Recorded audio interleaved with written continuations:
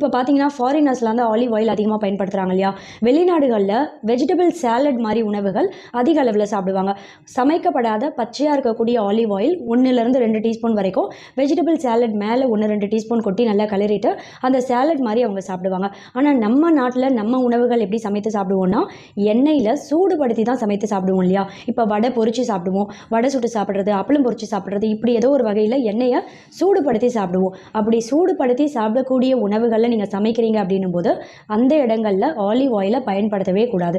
இதுக்கு காரணம் என்னன்னு பார்த்தீங்கன்னா, பொதுவாக ஆலிவ் ஆயிலில் பாலிஃபினால் மாதிரியான முக்கியமான ஊட்டச்சத்துக்களும் வேதிப்பொருட்களும் அதிக அளவில் இருக்கும். சூடுபடுத்தி ஆலிவ் ஆயிலை சமைத்து நீங்கள் சாப்பிட்றீங்க அப்படின்னும் போது இந்த பாலிஃபினால் மாதிரியான ஊட்டச்சத்துக்களோட பண்புகள் அப்படின்றது அப்படியே கொஞ்சம் கொஞ்சமாக கம்மியாயிடும். இதனால் ஆலிவ் ஆயிலோட பெனிஃபிட் அப்படின்றது நம்ம உடலுக்கு முழுமையாக போய் சேராது. சூடுபடுத்தி சமைக்கக்கூடிய இடங்களில் நீங்கள் ஆலிவ் ஆயில் பயன்படுத்தாதீங்க. அதுக்கு பதிலாக இப்போ வடை சுட்டு சாப்பிட்றீங்க அப்படின்னும் போது செக்கில் ஆட்டின தேங்காய் எண்ணெய் பயன்படுத்திக்கலாம்.